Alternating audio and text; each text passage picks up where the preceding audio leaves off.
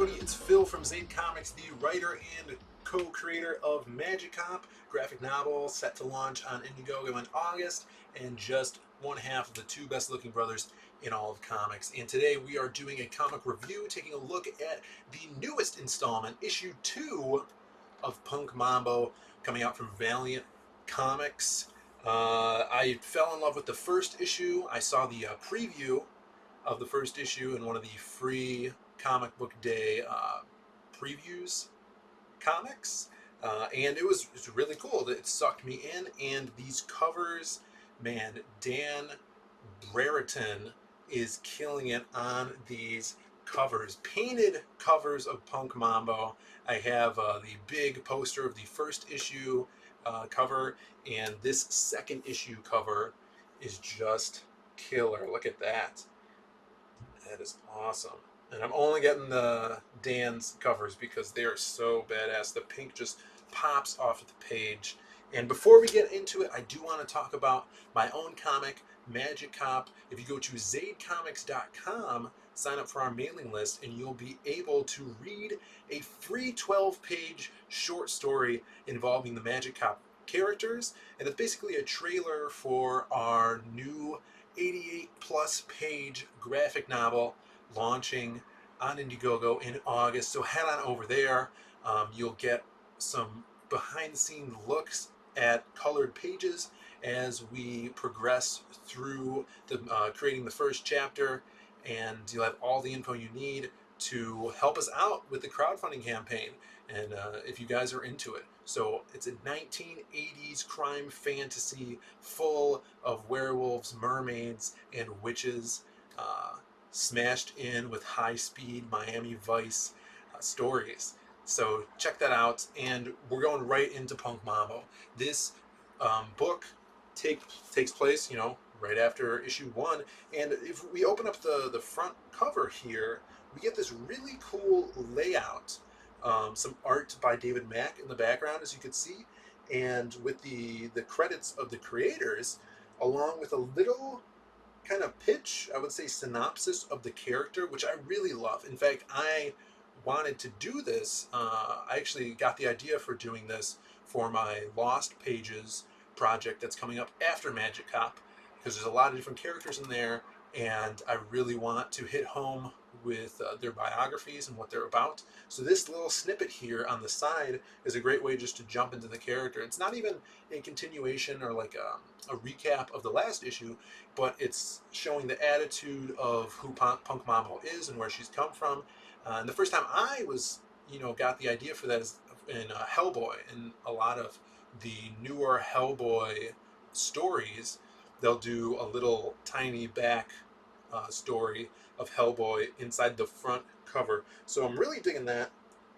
I love the layout of that. But as we left off in the first issue, Punk Mambo had went to Haiti to find more information about Uncle Gunnysack, who did kidnap her pet friend Loa that was helping her out. And as we see on the first page, we have all like the big Loa pantheon of the voodoo gods.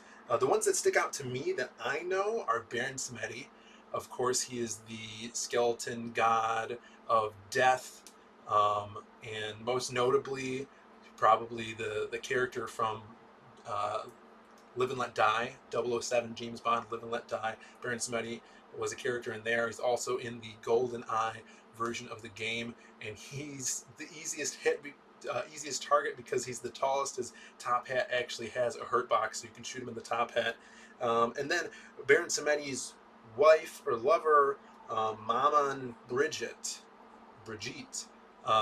she is his lover in the mythology and lore. These other characters I'm not really too familiar with. The voodoo pantheon is not my strongest suit, even though I love mythology. So they introduce themselves to Punk Mambo, and Punk Mambo doesn't really care. She knows who they are, and she's not fazed by any of this. She just wants to get down to business and find out where Uncle Gunnysack is. There was one issue I had on one of these pages here. On page, what's that, 1, 2, 3, 4, there's some dialogue that doesn't really match up with the the panel that was drawn of Punk Mambo.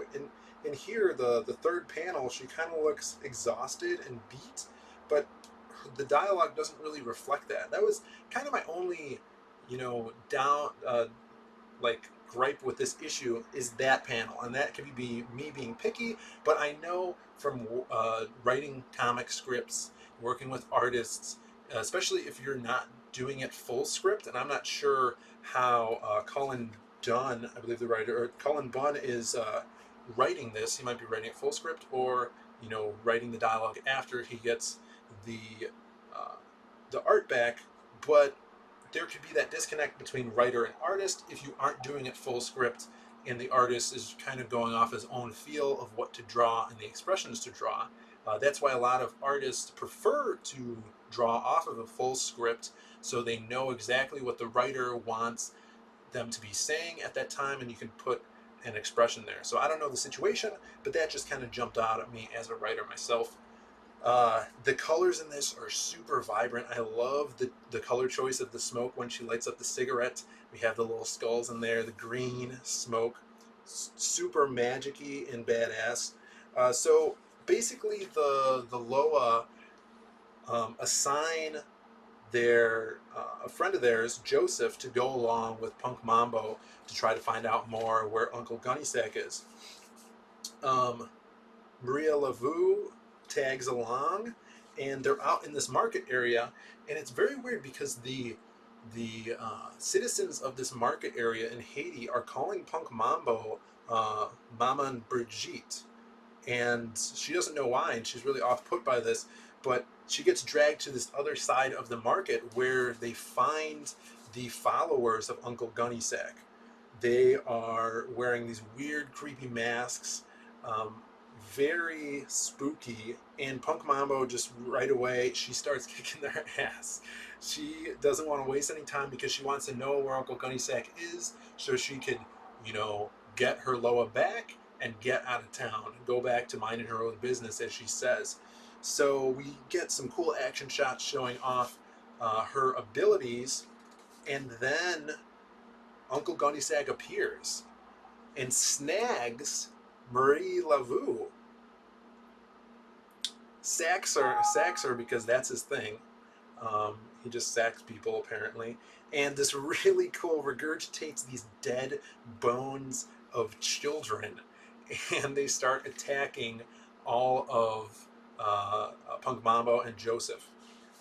But as the issue wraps up, Punk Mambo threw a spear at Uncle Gunnysack, but it didn't hit him, but it did put a tracker on Marie Lavu. I think the wrap-up of this story is a little too quick.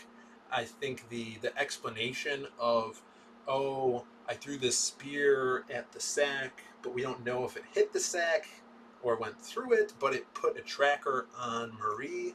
I think that's a little vague, and it could have been executed better. But this is just the second issue. The action was awesome in it. The appearance of the voodoo gods was super cool, and Punk Mambo's attitude is really what comes across in Bunn's writing. It sticks out, and you totally get across, especially in this issue, that she's British, that she's snarky and sassy, and she kind of is only out for herself right now. And I think she's got a pretty strong relationship with her Loa, who got kidnapped. So that's her main driving force, is to save her friend. She doesn't really care about the rest of the voodoo gods, and that they're afraid of whoever is behind Uncle Gunnysack, because he's actually kind of a henchman working for someone else that we don't know who it is yet. So her attitude is really cool. And after I made the last video, because I did review the first issue of Punk Mambo, I looked a little bit more into this character, and this is not her first appearance. She's actually a Valiant character. I think she premiered in Shadow Man. I know she's been in Shadow Man a number of times, and she's actually, she's from the UK. She's very punk, as you could see, and She's basically the female voodoo version of Constantine, and I love it. You know, Constantine was in a punk band.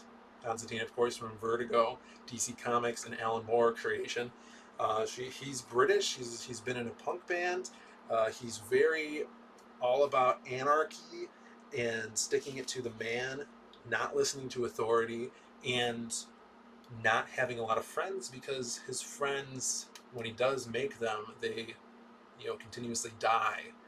So he doesn't have the best of luck with friends. And Punk Mambo seems to be along those lines. Kind of, I would say, if Constantine and Tank Girl had a daughter, it would be Punk Mambo, and I love it. This character is super sick. The covers are mind blowing. Like, I hope to one day work with Dan, have him do some covers for me because that would be amazing. You have so many artists working on this. David Mack has a little piece in here who's amazing with his watercolor work and his covers. And then the artist Adam Gorham. Follow him on social media. He posts all the time on Twitter, on Instagram. He's always showing off cool work for Punk Mambo, and the it really shines the character designs for these different Loa, these different voodoo gods, Baron Samedi, and the rest of them. Really, really cool twist on these gods. Yeah, I'm loving this, and I can't wait to see where it goes. I would have liked, a little bit stronger explanation, not just a really quick. It was kind of like the ending of this was, it was kind of like something Batman would pull out of his utility belt. Oh, I did this. The action of it was kind of vague, um, with the spear, and then she just has an explanation for it. So that and that one panel are my only gripes, but the character has a good foundation. I hope they continue with the inside cover explanations, giving a little bit more about the character and some really cool art in the background of that page. I dug it. So Punk Mambo, if you guys like what you see, pick it up. It's at the comic stores today, or yesterday, I should say. The new comic book day this week. And the next one comes out next month, the 26th, I believe. So it'll just be issue 3 by then. So really quick, easy way to get into this series because it is very new. Let me know what you guys thought of this character. How close is she to Constantine and Tank Girl? Do you guys agree with me? Comment below. It really helps us out. And give us a like. And if you guys aren't subscribed, I do comic reviews, statue reviews. We're talking a lot about the new DC Universe shows. And I do write comics myself with the help of my brother doing the art. So he does artist talks. So subscribe down below, hit that notification button if you guys haven't already so you know when we are putting out new content. And thanks for watching. I'll see you later.